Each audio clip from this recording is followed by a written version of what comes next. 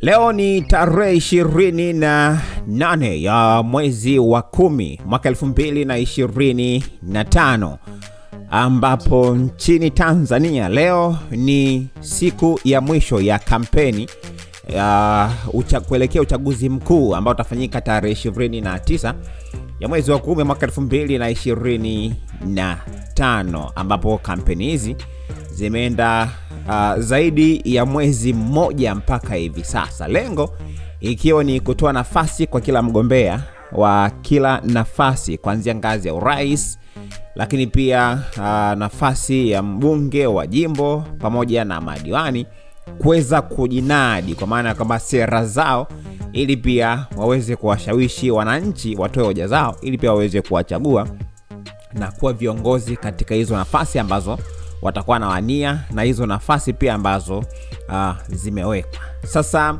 tunafahamu kwamba katika sanaa watu ni wengi sana ambao sasa hivi wamekuwa kiingia katika siasa kugombea nafasi mbalimbali za uongozi, na wamekuwa wakipata hizo nafasi pia. Utakumbuka miongoni mwa watu hao pia ni pamoja na Hamisi Mwinjuma ambaye ni mwana FA. Yeye pia alikuwa ni moja kati ya mgombea kwa mwaka 2020, na hatimaye pia akafanikiwa kuingia bungeni na akateuliwa pia kuwa naibu waziri kwenye wizara ya sanaa, utamaduni na michezo. Lakini huyo ni moja wapo tu, ila kuna mifano ya viongozi wengi sana ambao wametokea kwenye sanaa na wakaingia huko. Lakini mwingine ni pamoja na Baba Levo ambaye yeye pia ni msanii wa muziki wa kizazi kipya na ana historia pia katika masuala ya kisiasa, ambao utakumbuka pia mwaka 2015 aliingia kwenye nafasi ya udiwani Kigoma, na bahati nzuri pia akafanikiwa kupenya na kuwa diwani. Lakini baadaye isivyokuwa bahati, kutokana na matatizo hapa na pale, akaenda gerezani kutokana na kosa ambalo alifanya, ambalo litafsiriwa kwamba ni kumshambulia polisi barabarani, wa usalama barabarani. Hivyo hukumu yake ikatolewa, anatakiwa kwenda jela. Lakini baadaye akatoka. Alipotoka akaanza kufanya sanaa, na baadaye tena akajiingiza kwenye siasa na akachukua fomu ya kugombea ubunge kwa upande wa Kigoma mjini,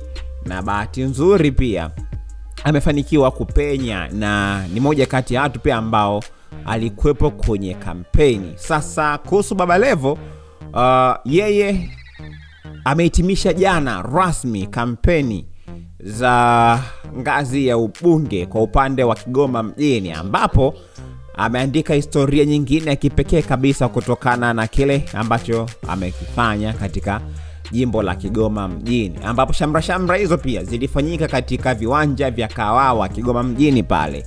Na yeye pia ameenda mbali zaidi kutokana na ukaribu wake na Diamond Platnumz. Utakumbuka pia alimuajiri, lakini kutokana na uhusiano wao pia akaona sio mbaya amuite aje kuhitimisha kampeni hizo, kwa maana kwamba kumsaidia kufanya kampeni katika jimbo la Kigoma mjini. Na bahati nzuri pia Diamond Platnumz alifika Kigoma kwa ajili ya kuhitimisha kampeni katika viwanja vya Kawawa, na alifanikiwa pia kuimba kufanya performance baadhi ya nyimbo zake pia ambazo amezifanya na zimetoka hivi karibuni.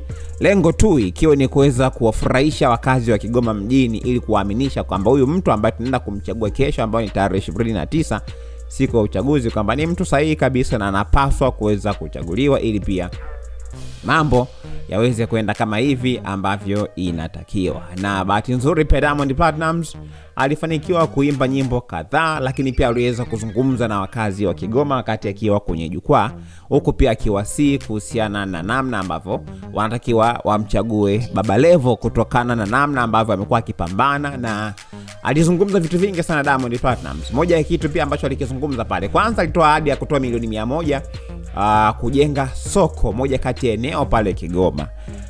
Kwa hiyo endapo Baba Levo atachaguliwa, Diamond Platnumz ameahidi kwamba yeye atatoa milioni 100 ili pia lijengwe moja kati ya soko ambalo naamini kwamba litakuwa na faida kubwa sana kwa upande wa wakazi wa Kigoma. Hivyo itakuwa ni matunda ya kumchagua Baba Levo.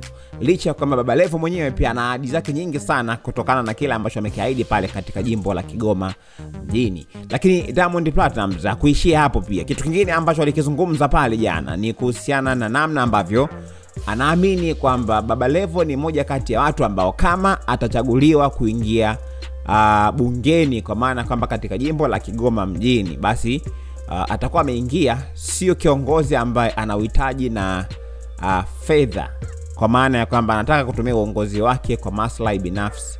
Hapana, bali anataka kuingia bungeni kwa lengo la kuhakikisha kwamba anawatumikia wakazi wa Kigoma mjini, ili pia waweze kuona mchango wake kutokana na kile ambacho yeye binafsi amekiona kwa muda mrefu sana. Hivyo anaamini kwamba kitendo cha yeye kuingia bungeni, basi anaenda kukomboa jimbo la Kigoma mjini, kuwatoa katika hatua moja na kuwapeleka pia katika hatua nyingine. Hivyo ni miongoni mwa vitu pia ambavyo alikuwa amevizungumza pale Diamond Platnumz akiwa anamwambia kura Baba Levo, ili pia aweze kuiwakilisha Kigoma bungeni, na mwisho wa siku pia aweze kutatua matatizo yao mbalimbali ambayo yatajitokeza. Watu wajitokeza wengi sana, na watu wana imani na Baba Levo kutokana na namna ambavyo amefanya kampeni zake, kwa amemwaga sera zake kwa kipindi hiki ambacho kilikuwa kimetolewa na tume ya uchaguzi, kuhakikisha kwamba kila mwanasiasa, kila mgombea pia